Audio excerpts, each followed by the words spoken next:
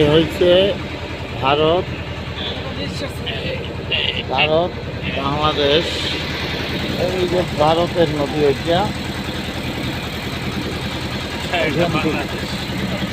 আর এদিকে বাংলাদেশ।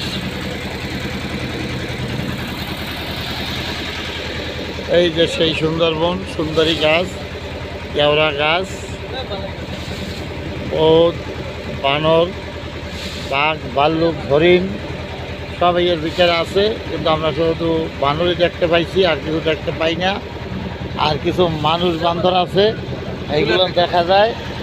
এই যে কয়েকটা পাগল ছাগল উঠছে, যে পাগল ছাগলের কারণে সুন্দরবনের প্রাকৃতিক দৃশ্য দেখেন, সুন্দরী কাঠ, অভাব নেই, কেওড়া গাছ।